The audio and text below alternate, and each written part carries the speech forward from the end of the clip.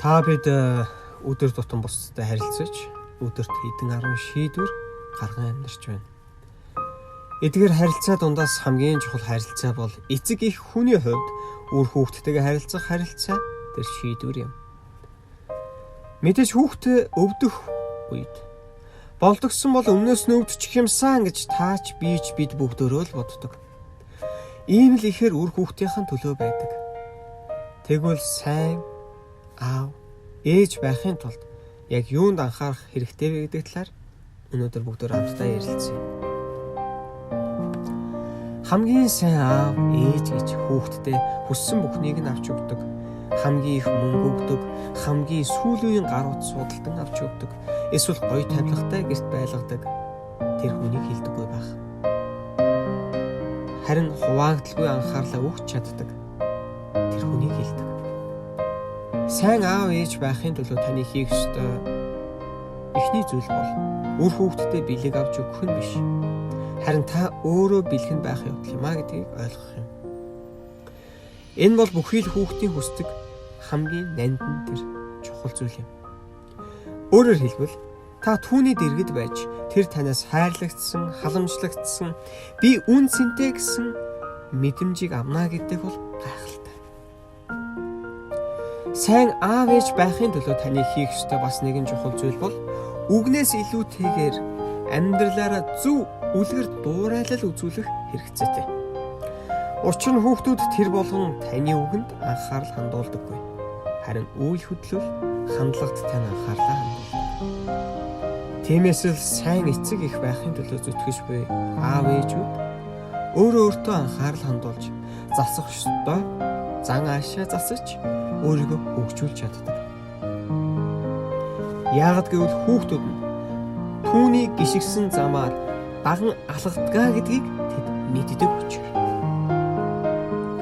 Хүүхдүүдээ ямар хүн байгаасаа гэж хүсэж байна.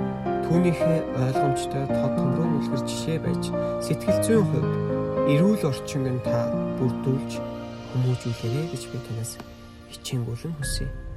Учир нь хүүхдэд орчин ийхүү нөлөөлдөг.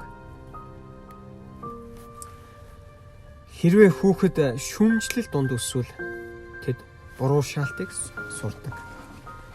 Хэрвээ хүүхэд өшөөрхөл дунд өсвөл тэр дайсагналыг сурдаг. Хэрвээ хүүхэд айдас дунд өсвөл тэр айж бэмгэнсэн байдалд суралцдаг. Хэрвээ хүүхэд харуусал дунд өсвөл тэр өөрийгөө үргэлж өрөвдөхөд суралцдаг. Хэрвээ хүүхэд доог дохуу дунд өсвөл тэр ичимхий байдалд суралцдаг. Хэрвээ хүүхэд атаархал дунд өсвөл тэр жүтөөрхөгч байдалд суралцдаг. Хэрвээ хүүхэд ичгүүр дунд өсвөл тэр өөрийгөө буруутгахад суралцдаг. Хэрвээ хүүхэд урмын үгс дунд өсвөл тэр өөртөө итгэлтэй байдалд суралцдаг. Хэрвээ хүүхэд хүлцэл дунд өсвөл тэр төвчээрт суралцдаг. Хэрвээ хүүхэд магтаал дунд өсвөл тэр талархалд суралцдаг. Хэрвээ хүүхэд зөвшөөрөл дунд өсвөл хайранд суралцдаг. Хэрвээ хүүхэд хүлээн зөвшөөрөл дунд өсвөл тэр өөртөө сэтгэл хангалуун байдалд суралцдаг. Хэрвээ хүүхэд таны мэдих боломжтой орчинд өсвөл тэр илүү их том зорилгод суралцдаг. Хэрвээ хүүхэд хуваалцаж чаддаг орчинд өсвөл тэр өгөөмөр хандлагад суралцдаг. Хэрвээ хүүхэд үнэнч байдал дунд өсвөл тэр үнэнд суралцдаг. Хэрвээ хүүхэд айдасгүй орчинд өсвөл тэр шудраг байдалд суралцдаг. Хэрвээ хүүхэд найрсаг байдал дунд өсвөл тэр үнэлэлд суралцдаг. Хэрвээ хүүхэд хамгаалагдсан мэдрэмж шатсан орчинд өсөж чадвал түүний төлөө гэсэн хүмүүст тэр итгэж чаддаг. Таны хүүхэд цаг ямагт таныг харж байна. Та амьдралын ямар нэгэн жишээг үзүүлж харуулж байна. Яг одоо өөрийгөө нэг үзээрэй. Эцэст нь 20 цэрэг энэ цаг мөчид үр хүүхдийнхээ хамт гэрээ ухааж цэвэрлэж, цэвэр агаар болооруулж, хамт тоглож, илүү их чанарлаг цагийг гаргаарай.